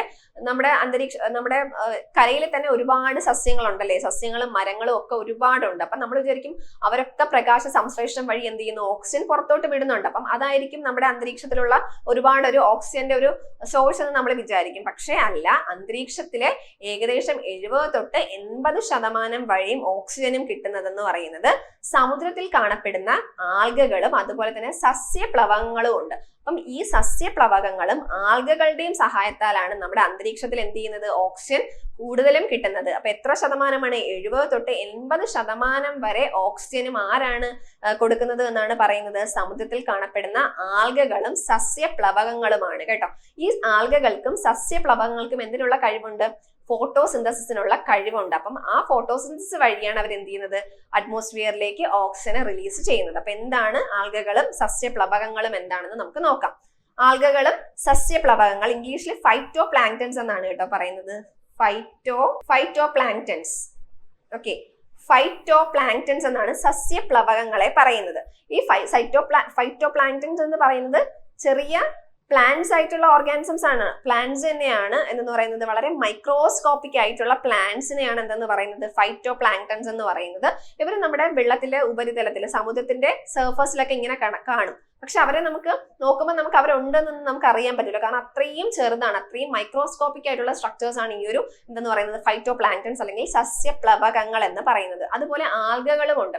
ഈ ആൽഗകൾ എന്താണ്, വളരെ മൈക്രോസ്കോപ്പിക് ആയിട്ടുള്ള ആൽഗകൾ തൊട്ട് ഒരുപാട് മീറ്റർ വരെ ലെങ്ത് ഉള്ള ആൽഗകൾ വരെ എന്തുണ്ട്, സമുദ്രത്തിൽ നിന്ന് കാണാൻ പറ്റുന്നുണ്ട്. ഓക്കെ, അപ്പൊ നമുക്ക് നോക്കാം. ആൽഗകളും സസ്യപ്ലവകങ്ങളും ഇവർക്കും എന്തിനുള്ള കഴിവുണ്ടെന്ന് പറഞ്ഞു, ഫോട്ടോസിന്തസിസ് അല്ലെങ്കിൽ പ്രകാശ സംശ്ലേഷണം നടത്താനുള്ള കഴിവ് ആർക്കും ഉണ്ട് എന്ന് പറഞ്ഞു, സസ്യപ്ലവകങ്ങൾക്കും ഉണ്ട് എന്ന് പറഞ്ഞു. ഓക്കെ, വൈവിധ്യമാർന്നതാണ് ആൽഗകളുടെ ലോകം എന്ന് പറയുന്നത്. അവയിൽ അടങ്ങിയിട്ടുള്ള പ്രധാന വർണ്ണകത്തിന്റെ തോതനുസരിച്ച് പച്ച, ചുവപ്പ്, തവിട്ട് നിറങ്ങളിലുള്ള ആൽഗകളുണ്ട് അല്ലെ. അപ്പൊ ആൽഗകളും പല നിറങ്ങളിലുണ്ട്. ആൽഗകളിൽ നമുക്കറിയാം പലതരത്തിലുള്ള വർണ്ണ വസ്തുക്കൾ ആൽഗകളിൽ കാണപ്പെടുന്നുണ്ട്. അതനുസരിച്ച് ആൽഗകളിലും എന്തുണ്ട്, പച്ച, ചുവപ്പ്, തവിട്ട് നിറങ്ങളിലുള്ള ആൽഗകൾ ഉണ്ട്. അപ്പോ സൂക്ഷ്മമായവ മുതൽ അനേകം മീറ്ററുകൾ വളരെ നീളമുള്ള ആൽഗകൾ ഉണ്ടല്ലേ. വളരെ മൈക്രോസ്കോപ്പിക് ആയിട്ടുള്ളത് തൊട്ട് ഒരുപാട് നീളമുള്ള ആൽഗകൾ വരെ ഉണ്ട്. വലിയ ഇനത്തിൽപ്പെട്ട തവിട്ട് നിറമുള്ള ആൽഗയാണ് സർഗാസം. അപ്പം തവിട്ട് അല്ലെങ്കിൽ ബ്രൗൺ ആൽഗെ, ഒരു ബ്രൗൺ ആൽഗയ്ക്ക് ഉദാഹരണം ചോദിക്കുകയാണെങ്കിൽ ഏത് എഴുതും, സർഗാസം എഴുതണം കേട്ടോ. ബ്രൗൺ ആൽഗയ്ക്ക് ഉദാഹരണം ഏതാണ് എന്ന് ചോദിച്ചാൽ സർഗാസം ബ്രൗൺ ആൽഗയ്ക്ക് ഉദാഹരണമാണ്. സമുദ്രജലത്തിൽ മുകളിൽ സ്വതന്ത്രമായി പൊങ്ങിക്കിടക്കുകയും പ്രകാശ സംശ്ലേഷണത്തിൽ ഏർപ്പെടുകയും ചെയ്യുന്ന സൂക്ഷ്മ ജീവികളാണ് സസ്യപ്ലവകങ്ങൾ എന്ന് പറയുന്നത്. അപ്പൊ സസ്യപ്ലവകങ്ങൾ എന്ന് പറഞ്ഞാൽ എന്താണ്, സമുദ്രജലത്തിൽ സ്വതന്ത്രമായിട്ടാണ് അവർ കിടക്കുന്നത്. നമ്മുടെ വെള്ളം അങ്ങോട്ടും ഇങ്ങോട്ടും പോകുമ്പോൾ അവരെന്ത് ചെയ്യും, അങ്ങോട്ടും ഇങ്ങോട്ടും പൊയ്ക്കൊണ്ടേയിരിക്കും. വളരെ ഫ്രീ ആയിട്ട് മൂവ് ചെയ്യുന്ന ആൾക്കാരാണ് ഇവരെന്ന് പറയുന്നത്. അപ്പൊ ഇവർക്ക് എന്തിനുള്ള കഴിവുണ്ടെന്ന് നമ്മൾ പറഞ്ഞു, പ്രകാശ സംശ്ലേഷണത്തിൽ കഴിവുണ്ട്. അതുകൊണ്ട് തന്നെ ഇവരെന്ത് ചെയ്യുന്നു, ഓക്സിജൻ ഒക്കെ എന്ത് ചെയ്യുന്നു, റിലീസ് ചെയ്യുകയും ചെയ്യുന്നു. അപ്പൊ ഈ കുറച്ച് എന്താണ് സസ്യപ്ലവകങ്ങൾ അല്ലെങ്കിൽ ഫൈറ്റോ പ്ലാങ്ക്ടൻസിന്റെ കുറച്ച് ഉദാഹരണങ്ങൾ പറയുകയാണെങ്കിൽ ഡെസ്മിഡ്സ്, ഗോൾഡൻ ആൽഗെ, സയാനോബാക്ടീരിയാസ് ഒക്കെ നിങ്ങൾ ചിലപ്പോൾ കേട്ടിട്ടുണ്ടാവും. അപ്പൊ എന്താണ് ഡെസ്മിഡുകൾ, ഗോൾഡൻ ആൽഗകൾ, സയാനോബാക്ടീരിയ ഇവരൊക്കെ എന്തിന് ഉദാഹരണങ്ങളാണ്, നമ്മുടെ സസ്യപ്ലവകങ്ങൾ അല്ലെങ്കിൽ ഫൈറ്റോ പ്ലാങ്ക്ടൻസിന് ഉദാഹരണങ്ങളാണ്. അപ്പം ഫൈറ്റോ പ്ലാങ്ക്ടൻസ് ഇത്രയേ ഉള്ളൂ. നമ്മുടെ അന്തരീക്ഷത്തിൽ 70 തൊട്ട് 80% വഴിയും ഓക്സിജൻ എന്ത് ചെയ്യുന്നത്, തരുന്നതെന്ന് പറയുന്നത് നമ്മുടെ കടലിൽ അല്ലെങ്കിൽ സമുദ്രത്തിലൊക്കെ കാണപ്പെടുന്ന ഫൈറ്റോ പ്ലാങ്ക്ടൻസും അതുപോലെ തന്നെ ആൽഗകളുമാണ്. അവർക്ക് എന്തിനുള്ള കഴിവുണ്ട്, ഫോട്ടോസിന്തസിനുള്ള കഴിവുണ്ട്. ഓക്കെ, ഇത്രയുമായപ്പോ ഈ ഒരു ചാപ്റ്ററിന്റെ ഏകദേശം എല്ലാ പോർഷൻസും നമ്മൾ കവർ ചെയ്തിട്ടുണ്ട്. അപ്പൊ ഇതുമായിട്ട് ബന്ധപ്പെട്ട കുറച്ച് ക്വസ്റ്റ്യൻസ് ആണ് നമ്മൾ ഡിസ്കസ് ചെയ്ത കാര്യങ്ങൾ തന്നെയാണ്. അപ്പൊ ജസ്റ്റ് ഒരു ക്വസ്റ്റ്യൻ വൈസ് ഒരു റിവിഷൻ ആയിട്ട് കിടന്നോട്ടെ. ഓക്കെ, അപ്പം നിങ്ങൾക്ക് ഓർക്കാൻ പറ്റുന്നുണ്ടോ എന്ന് നോക്കാം. ഓക്കെ, ഇപ്പൊ നോക്കി, സസ്യങ്ങൾ സൗരോർജത്തിന്റെ സാന്നിധ്യത്തിൽ കാർബൺ ഡൈ ഓക്സൈഡിനെ സ്വീകരിച്ച് ഹരിതകത്തിന്റെ സഹായത്തോടെ ജലവും പോഷകങ്ങളും ഉപയോഗിച്ച് ആഹാരം നിർമ്മിക്കുന്ന പ്രക്രിയയെ പറയുന്ന പേരാണെന്ത്, പ്രകാശ സംശ്ലേഷണം അല്ലെങ്കിൽ ഫോട്ടോസിന്തസിസ് എന്ന് പറയുന്നത്. വായുവിൽ കാർബൺ ഡൈ ഓക്സൈഡിന്റെ അളവ് കുറയ്ക്കാൻ സഹായിക്കുന്ന സസ്യപ്രവർത്തനം അല്ലെ. നമുക്കറിയാം ഓക്സിജൻ ഒരുപാട് റിലീസ് ചെയ്യുന്നത് കൊണ്ട് തന്നെ നമ്മുടെ അറ്റ്മോസ്ഫിയറിലുള്ള ഓക്സിജന്റെയും അതുപോലെ തന്നെ കാർബൺ ഡൈ ഓക്സൈഡിന്റെയും ഒരു ബാലൻസ് നിലനിർത്താൻ സഹായിക്കുന്നുണ്ട്. ഓക്കെ, ആ ഒരു പ്രവർത്തനം ഏതാണ്, പ്രകാശ സംശ്ലേഷണമാണ്. പ്രകാശ സംശ്ലേഷണത്തിന് ആവശ്യമായിട്ടുള്ള വർണ്ണകം നമ്മൾ പറഞ്ഞു ഹരിതകം, ഒരു പച്ച നിറത്തിലുള്ള വർണ്ണകമാണ് ഹരിതകം എന്ന് പറഞ്ഞു. ഇനി പ്രകാശ സംശ്ലേഷണത്തിന്റെ പ്രവർത്തന തോത് കൂടിയ പ്രകാശം, ചുവപ്പാണ് ഏറ്റവും കൂടിയ, അതിന്റെ തോത് ഏറ്റവും കൂടിയ പ്രകാശം ഏതാണെന്ന് ചോദിച്ചാൽ ചുവപ്പാണ്. പ്രകാശ സംശ്ലേഷണ നിരക്ക് അല്ലെങ്കിൽ ഏറ്റവും കുറവ് നടക്കുന്ന പ്രകാശം ഏതാണെന്ന് ചോദിച്ചാൽ മഞ്ഞയാണ് കേട്ടോ. ഇത് നമ്മൾ പറയാത്തൊരു പോയിന്റ് ആണ്. ഓക്കെ, ചുവപ്പും മഞ്ഞയും ഓർത്തു വെച്ചിരിക്കുക. ഇനി പ്രകാശ സംശ്ലേഷണത്തിന്റെ ഫലമായി ലഭിക്കുന്ന ഉൽപ്പന്നം ഏതാണ്, ഗ്ലൂക്കോസ് ആണ്, അന്നജമാണ്. അത് കൂടാതെ തന്നെ എന്തും കൂടെ കിട്ടുന്നുണ്ട്, ഓക്സിജനും കൂടെ കിട്ടുന്നുണ്ട് കേട്ടോ. ഓക്സിജൻ എന്ന് പറയുന്ന വാതകം കൂടെ റിലീസ് ചെയ്യുന്നുണ്ട്. അന്നജ നിർമ്മാണ സമയത്ത് സസ്യങ്ങൾ സ്വീകരിക്കുന്ന വാതകം, അന്നജ നിർമ്മാണ സമയം എന്ന് പറയുന്നത് എന്താണ്, ഫോട്ടോസിന്തസിസ് ആണ് അല്ലെ. അപ്പോൾ അന്നജ നിർമ്മാണ സമയത്ത് സസ്യങ്ങൾ സ്വീകരിക്കുന്ന വാതകം നമുക്കറിയാം കാർബൺ ഡൈ ഓക്സൈഡ് ആണ്. എന്നാൽ ആ സമയത്ത് പുറത്തുവിടുന്ന വാതകം ഏതാണ്, ഓക്സിജൻ അല്ലെ. ഓക്സിജനാണ് പുറത്തുവിടുന്നത്. പ്രകാശ സംശ്ലേഷണത്തിനായി സ്വീകരിക്കുന്ന ജലം വിഘടിച്ച് പുറന്തള്ളുന്ന വാതകം, നമുക്കറിയാം ജലം എന്ന് പറയുന്നത് എന്താണ്, H2O. ഈ H2O വിഘടിച്ച് പുറന്തള്ളപ്പെടുന്ന വാതകം ഏതാണ്, ഓക്സിജൻ ആണ് അല്ലെ. ഓക്സിജൻ ആണ് പുറന്തള്ളപ്പെടുന്ന വാതകം എന്ന് പറയുന്നത്. സസ്യങ്ങൾ ശ്വസനത്തിന് ഉപയോഗിക്കുന്ന വാതകം ഏതാണ്, ഓക്സിജൻ. സസ്യങ്ങൾ മാത്രമല്ല, ജന്തുക്കളായിക്കോട്ടെ മനുഷ്യനായിക്കോട്ടെ എല്ലാവരും ശ്വസനത്തിന് വേണ്ടിയിട്ട് ഉപയോഗിക്കുന്ന വാതകം ഏത് തന്നെയാണ്, ഓക്സിജൻ ആണ്. രാത്രികാലങ്ങളിൽ സസ്യങ്ങൾ പുറത്തുവിടുന്ന വാതകം ഏതാണ്, കാർബൺ ഡൈ ഓക്സൈഡ്. കാരണം എന്താണ്, രാത്രികാലങ്ങളിൽ എന്ത് നടക്കുന്നില്ല, നമുക്കറിയാം രാത്രികാലങ്ങളിൽ പ്രകാശ സംശ്ലേഷണം നടക്കുന്നില്ല, അപ്പൊ അവർക്ക് ശ്വസനം മാത്രമേ നടക്കുന്നുള്ളൂ. ശ്വസനത്തിന്റെ ഫലമായിട്ട് ഓക്സിജൻ അകത്തേക്ക് എടുക്കുകയും എന്ത് ചെയ്യുന്നു, പുറത്തോട്ട് വിടുന്നത് കാർബൺ ഡൈ ഓക്സൈഡുമാണ് അല്ലെ, കാർബൺ ഡൈ ഓക്സൈഡ്. അടുത്തത് ഇതൊരു പ്രീവിയസ് ക്വസ്റ്റ്യൻ ആണ്. പ്രകാശ സംശ്ലേഷണ സമയത്ത് പുറന്തള്ളുന്ന ഓക്സിജന്റെ ഉറവിടം എവിടെയാണ്? നമ്മൾ പറഞ്ഞ ക്വസ്റ്റ്യൻ ആണ് അല്ലെ. ഓക്സിജന്റെ ഉറവിടം എന്ന് പറയുന്നത് ജലത്തിന്റെ വിഘടനമാണ്. H2O എന്നാണ് സ്പ്ലിറ്റ് ചെയ്യുന്നത് വഴിയാണ് ആ ഒരു ഓക്സിജൻ എന്ത് ചെയ്യുന്നത്, അറ്റ്മോസ്ഫിയറിലേക്ക് റിലീസ് ചെയ്യുന്നത്. സസ്യങ്ങളിലെ പ്രധാന വാതക വിനിമയ കേന്ദ്രങ്ങൾ, വാതക വിനിമയം ഗ്യാസ് എക്സ്ചേഞ്ച് നടക്കുന്നത് ഏത് വഴിയാണ്? ഇലകളിൽ കാണപ്പെടുന്ന ചെറിയ ചെറിയ സുഷിരങ്ങൾ വഴിയാണ് അല്ലെ. ആ സുഷിരങ്ങളെ പറയുന്ന പേരാണ് ആസ്യരന്ധ്രങ്ങൾ അല്ലെങ്കിൽ സ്റ്റൊമാറ്റ. അതുപോലെ പ്രകാശ സംശ്ലേഷത്തിന്റെ ഉപോൽപ്പന്നമായ ഓക്സിജൻ, ശ്വസനത്തിന്റെ ഉപോൽപ്പന്നങ്ങളായ കാർബൺ ഡൈ ഓക്സൈഡ്, ജലം എന്നിവ പുറന്തള്ളുന്നതും ഈ ഒരു പോർസ് വഴിയാണ്. അതിനെ ആസ്യരന്ധ്രങ്ങൾ എന്നാണ് പറയുന്നത്. ഓക്കെ, ഇത് നമ്മൾ പറയാത്തൊരു പോയിന്റ് ആണ്. കാണ്ഡത്തിന്റെയും വേരിന്റെയും ഉപരിതലത്തിൽ കാണപ്പെടുന്ന ചെറു സുഷിരങ്ങൾ, നമ്മുടെ ഇലകളിൽ കാണപ്പെടുന്ന ചെറിയ സുഷിരങ്ങളാണ് നമ്മൾ സ്റ്റൊമാറ്റ അല്ലെങ്കിൽ ആസ്യരന്ധ്രങ്ങൾ എന്ന് പറഞ്ഞത്. പക്ഷെ ഇവിടെ എന്താണ്, കാണ്ഡവും വേരും, സ്റ്റെമ്മിന്റെയും റൂട്ടിന്റെയും ഉപരിതലത്തിൽ ചെറിയ ചെറിയ സുഷിരങ്ങളുണ്ട് കേട്ടോ. അപ്പം സ്റ്റെംസിലും റൂട്ടിലും ഒക്കെ ചെറിയ ചെറിയ സുഷിരങ്ങൾ കാണപ്പെടുന്നുണ്ട്. ആ സുഷിരങ്ങളെ പറയുന്ന പേരെന്താണ് എന്ന് ചോദിക്കുകയാണെങ്കിൽ ലെൻഡ് സെല്ലുകളാണ് കേട്ടോ. നമ്മൾ പറയാത്തൊരു പോയിന്റ് ആണ് ലെൻഡ് സെല്ലുകൾ. അപ്പോ ഈ ലെൻഡ് സെല്ലുകൾ എന്തിനു വേണ്ടി സഹായിക്കുന്നു? സസ്യങ്ങളെ പോലെ, സസ്യങ്ങളിൽ നമ്മൾ സ്റ്റൊമാറ്റ പറഞ്ഞതുപോലെ തന്നെയാണ് ഗ്യാസ് എക്സ്ചേഞ്ച്, ലീവ്സിലുള്ള ഗ്യാസ് എക്സ്ചേഞ്ച് നടത്തുന്നത് ഈ ഒരു സ്റ്റൊമാറ്റയാണ്. അങ്ങനെയാണെങ്കിൽ നമ്മുടെ സ്റ്റെമ്മിലും റൂട്ട്സിലും ഒക്കെ ഗ്യാസ് എക്സ്ചേഞ്ച്, വാതക വിനിമയം നടക്കുന്നത് ഈ ലെൻഡ് സെൽസ് വഴിയാണ്. ഓക്കെ, ലെൻഡ് സെൽസ് വഴിയാണ്. അവരെവിടെയാണ് കാണപ്പെടുന്നത്? കാണ്ഡത്തിലും വേരിലും ഒക്കെയാണ് ഈ ഒരു ലെൻഡ് സെല്ലുകൾ കാണുന്നത്. അവരെന്തിനു വേണ്ടി സഹായിക്കുന്നു? വാതക വിനിമയത്തിന് വേണ്ടി സഹായിക്കുന്നു. ഓക്കെ, ലെൻഡ് സെല്ലിലൂടെ കോശങ്ങൾക്കിടയിൽ വാതക വിനിമയം നടക്കുന്ന പ്രക്രിയയാണ് ഡിഫ്യൂഷൻ എന്ന് പറയുന്നത് കേട്ടോ. ഡിഫ്യൂഷൻ എന്താണെന്ന് നമ്മൾ ഡീറ്റെയിൽ ആയിട്ട് നമ്മൾ വേറൊരു ചാപ്റ്ററിൽ നമ്മൾ പറയും. ഓക്കെ, ലെൻഡ് സെല്ലിലൂടെ കോശങ്ങൾക്കിടയിൽ വാതക വിനിമയം നടക്കുന്ന പ്രക്രിയ ഡിഫ്യൂഷൻ എന്ന് പറയുന്നത് ഗാഢത കൂടിയ സ്ഥലങ്ങളിൽ നിന്നും ഗാഢത കുറഞ്ഞ സ്ഥലത്തിലേക്ക് വാതക വിനിമയം നടക്കുന്നതാണ് ഡിഫ്യൂഷൻ കേട്ടോ. അപ്പൊ അത്തരത്തിലുള്ള ഒരു പ്രക്രിയയാണ് ഡിഫ്യൂഷൻ എന്ന് പറയുന്നത്. പ്രകാശ സംശ്ലേഷണ സമയത്ത് ഓസോൺ പുറപ്പെടുവിക്കുന്ന സസ്യമാണ് തുളസി. നമ്മൾ ഓക്സിജൻ ആണ് നമ്മൾ പുറപ്പെടുവിക്കുന്നത് അല്ലെ.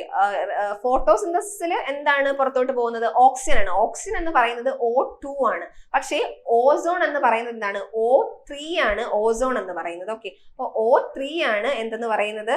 ഓസോൺ എന്ന് പറയുന്നത് O3 ആണ്. ഓക്കെ, അപ്പോ പ്രകാശ സംശ്ലേഷണ സമയത്ത് ഓസോൺ എന്ന് പറയുമ്പോൾ O3 പുറത്തുവിടുന്ന സസ്യം ഏതാണ് എന്ന് ചോദിച്ചാൽ എന്താണ്? തുളസിയാണ് കേട്ടോ, തുളസി. ഭൂമിയിലെത്തുന്ന സൗരോർജ്ജത്തിൽ സസ്യങ്ങൾ ഉപയോഗപ്പെടുത്തുന്ന ഊർജത്തിന്റെ അളവ് 5%. 5%. ഇപ്പൊ ഭൂമിയിലെത്തുന്ന സൗരോർജ്ജത്തിൽ എന്ത് ചെയ്യുന്നു? സസ്യങ്ങൾ ഉപയോഗിക്കുന്നത് 5%. അതാണെന്ന് പിന്നെ ബാക്കിയുള്ള ആൾക്കാർക്ക് എല്ലാവർക്കും, അനിമൽസിനും ജന്തുക്കൾക്കും എല്ലാവർക്കും കൊടുക്കുന്നത്. ഓക്കെ, 5% സസ്യങ്ങൾ ഉപയോഗിക്കുന്ന ഊർജത്തിന്റെ അളവ് എത്രയാണ്? 5%. ഓക്കെ, ഇനി പ്രകാശ സംശ്ലേഷണത്തിന്റെ ഫലമായി ഓക്സിജൻ ഉണ്ടാകുന്നു എന്ന് തെളിയിച്ച ശാസ്ത്രജ്ഞൻ ജോസഫ് പ്രീസ്ലി ആണ്. നമ്മൾ പറഞ്ഞു എന്താണ്, പ്രകാശ സംശ്ലേഷണത്തിന്റെ ഫലമായിട്ട് ഏത് ഗ്യാസ് ആണ് ഉണ്ടാവുന്നത്?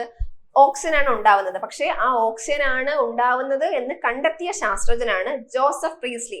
ഓക്സിജൻ കണ്ടെത്തിയതും ജോസഫ് പ്രീസ്ലി തന്നെയാണ് അല്ലെ, ആണെന്ന് തോന്നുന്നു. ഓക്കെ, ജോസഫ് പ്രീസ്ലി തന്നെയാണ്. അപ്പൊ എന്താണ്, പ്രകാശ സംശ്ലേഷണത്തിന്റെ ഫലമായി പുറത്തു വരുന്ന ഓക്സിജന്റെ ഉറവിടം ജലമാണെന്ന് കണ്ടെത്തിയ ശാസ്ത്രജ്ഞൻ വാൻ നീലാണ്. Van Neil. അപ്പൊ ഈ രണ്ട് ക്വസ്റ്റ്യൻ നിങ്ങൾ തിരിഞ്ഞു പോകരുത്. പ്രകാശ സംശ്ലേഷണ ഫലമായിട്ട് ഓക്സിജൻ ആണ് പുറത്തു വരുന്നത്, ഓക്സിജൻ ഉണ്ടാകുന്നു എന്ന് പറഞ്ഞ ശാസ്ത്രജ്ഞൻ ആരെന്ന് ചോദിച്ചാൽ ജോസഫ് പ്രീസ്ലി. എന്നാൽ ഇവിടെ എന്താണ്, പ്രകാശ സംശ്ലേഷണത്തിന്റെ ഫലമായിട്ട് പുറത്തു വരുന്ന ഓക്സിജൻ ജലത്തിന്റെ വിഘടനം, അല്ലെങ്കിൽ അവര് ജലം വഴിയാണ്, ജലത്തിന്റെ വിഘടനം വഴിയാണ് ആ ഓക്സിജൻ റിലീസ് ആവുന്നത് എന്ന് കണ്ടെത്തിയത് വാൻ നീലാണ് കേട്ടോ. അപ്പൊ ജലത്തിന്റെ വിഘടനം വഴിയാണ് ഓക്സിജൻ പുറത്തോട്ട് വരുന്നത് എന്ന് പറഞ്ഞത് വാൻ നീലാണ്. എന്നാൽ ഓക്സിജൻ ആണ് പുറത്തോട്ട് വരുന്നത് എന്ന് കണ്ടെത്തിയത് ജോസഫ് പ്രീസ്ലി. ഓക്കെ, തിരിഞ്ഞു പോകരുത്. ഹരിതഗണത്തിലെ ദ്രാവക ഭാഗം ആരായിരുന്നു? സ്ട്രോമയാണ്. ഹരിതഗണത്തിൽ സ്ഥലസഞ്ചികളുടെ അടുക്കറിയപ്പെടുന്നത് എന്താണ്? ഗ്രാന. ഇതൊക്കെ നമ്മൾ ഡിസ്കസ് ചെയ്ത കാര്യങ്ങൾ തന്നെയാണ് കേട്ടോ. ഡീറ്റെയിൽ ആയിട്ട് നമ്മൾ പറഞ്ഞ കാര്യങ്ങളാണ്. ജസ്റ്റ് ഒന്ന് റിവിഷൻ നടത്തുന്നതേ ഉള്ളൂ. ഓക്കെ, സൂര്യപ്രകാശത്തെ ആഗിരണം ചെയ്യാൻ കഴിവുള്ള വർണ്ണകങ്ങൾ കാണപ്പെടുന്നത് എവിടെയാണ്? ഗ്രാനയിലാണ് അല്ലെ. ഒരുപാട് വർണ്ണകങ്ങൾ ഗ്രാനയിലുണ്ട്. സൂര്യപ്രകാശത്തെ ആഗിരണം ചെയ്യാൻ അവർക്ക് പറ്റുന്നുണ്ട്. ഹരിതകം എ, ഹരിതകം ബി, കരോട്ടിൻ, സാന്തോഫിൽ തുടങ്ങിയ സൂര്യപ്രകാശത്തെ ആഗിരണം ചെയ്യാൻ കഴിയുന്ന വർണ്ണകങ്ങൾ കാണപ്പെടുന്നത് എവിടെയാണ്? ഗ്രാനയിൽ തന്നെയാണ്. പ്രകാശ സംശ്ലേഷണത്തിൽ നേരിട്ട് പങ്കെടുക്കാൻ കഴിയുന്ന വർണ്ണകമാണ് ഹരിതകം എ. ബാക്കിയുള്ളവർക്കൊന്നും എന്തിനുള്ള കഴിവില്ല? പ്രകാശ സംശ്ലേഷണത്തിൽ നേരിട്ട് പങ്കെടുക്കാനുള്ള കഴിവില്ല. അവരെന്താ ചെയ്യുന്നത്? പ്രകാശത്തെ ആഗിരണം ചെയ്ത് ഹരിതകം എക്ക് കൊടുക്കുന്നു. അവരാണ് എന്ത് ചെയ്യുന്നത്? പ്രകാശ സംശ്ലേഷണം അവർ നടത്തുന്നത്. അപ്പൊ ബാക്കിയുള്ളവരെ അറിയപ്പെടുന്ന പേര് എന്താണ്? ആക്സസറി പിഗ്മെന്റ്സ് എന്നാണ്, അല്ലെങ്കിൽ സഹായക വർണ്ണകങ്ങൾ എന്നറിയപ്പെടുന്നത് ആരെയൊക്കെയാണ്? ഹരിതകം ബി, കെരോട്ടിൻ, സാന്തോഫിൽ ആണ് കേട്ടോ, സാന്തോഫിൽ. ഇനി പ്രകാശ സംശ്ലേഷണ ഫലമായിട്ടുണ്ടാവുന്ന ഉൽപ്പന്നം ആരാണ്? പ്രോഡക്റ്റ് ആരാണെന്ന് ചോദിച്ചാൽ ഗ്ലൂക്കോസ് ആണ്. പ്രകാശ സംശ്ലേഷണത്തിൽ ഏത് ഘട്ടത്തിൽ വെച്ചാണ് പ്രകാശോർജം രാസോർജമാക്കി ATPയിൽ സ്റ്റോർ ചെയ്യുന്നത്, സംഭരിക്കുന്നത് എവിടെയാണ്? പ്രകാശഘട്ടത്തിലാണ്. ഓക്കെ, പ്രകാശഘട്ടത്തിലാണ് എന്ത് ചെയ്യുന്നത്? പ്രകാശ ഊർജം, ലൈറ്റ് എനർജീനെ കെമിക്കൽ എനർജി ആക്കി മാറ്റിയിട്ട് ATPയിൽ സ്റ്റോർ ചെയ്ത് വെക്കുന്നത്. ഓക്കെ, പ്രകാശം ഉപയോഗപ്പെടുത്താത്ത പ്രകാശ സംശ്ലേഷണ ഘട്ടമാണ് ഇരുണ്ട ഘട്ടം. ഉപയോഗിക്കാത്തത് കൊണ്ടാണ് അവിടെ ഇരുണ്ട ഘട്ടം എന്ന പേര് വന്നത്. പ്രകാശ സംശ്ലേഷണത്തിലെ ഏതു ഘട്ടത്തിൽ വെച്ചാണ് ATPയിൽ ഊർജം ഉപയോഗിച്ച് ഹൈഡ്രജനെ കാർബൺ ഡൈ ഓക്സൈഡുമായി കൂട്ടിച്ചേർത്ത് ഗ്ലൂക്കോസ് നിർമ്മിക്കുന്നത്? ഇരുണ്ട ഘട്ടം. അപ്പം ഗ്ലൂക്കോസ് നിർമ്മിക്കുന്നത് ഏത് ഘട്ടമാണെന്ന് ചോദിച്ചാൽ എന്താണ്? ഇരുണ്ട ഘട്ടമാണ്. ഓക്കെ, പ്രകാശ സംശ്ലേഷണത്തിലെ ഇരുണ്ട ഘട്ടം നടക്കുന്നത് എവിടെയാണ്? സ്ട്രോമയിലാണ്. എന്നാൽ ലൈറ്റ് റിയാക്ഷൻ നടക്കുന്നത് ഗ്രാനയിലാണ്. ഓക്കെ, ജലം വിഘടിച്ച് ഓക്സിജൻ പുറന്തള്ളപ്പെടുകയും ഹൈഡ്രജൻ സ്ട്രോമയിൽ എത്തുകയും ചെയ്യുന്ന പ്രകാശ സംശ്ലേഷണ ഘട്ടം ഏതാണെന്ന് ചോദിച്ചാൽ പ്രകാശഘട്ടമാണ്. പ്രകാശ സംശ്ലേഷണത്തിലെ ഇരുണ്ട കാലഘട്ടത്തിൽ നടക്കുന്ന ചാക്രിക രാസപ്രവർത്തനങ്ങൾ കണ്ടെത്തിയ ശാസ്ത്രജ്ഞൻ ആരായിരുന്നു? മെൽവിൻ കാൽവിൻ ആണ് കേട്ടോ, മെൽവിൻ കാൽവിൻ. ഓക്കെ, പ്രകാശ സംശ്ലേഷണത്തിലെ ഇരുണ്ട ഘട്ടത്തിലെ നടക്കുന്ന ചാക്രിക രാസപ്രവർത്തനങ്ങൾ അറിയപ്പെടുന്നത് കാൽവിൻ ചക്രം എന്നാണ്. അതുകൊണ്ടാണ് ഈ മെൽവിൻ കാൽവിൻ ആണ് ഇത് കണ്ടുപിടിച്ചത്. അതുകൊണ്ടാണ് അതിന് എന്തെന്നറിയപ്പെടുന്നത്?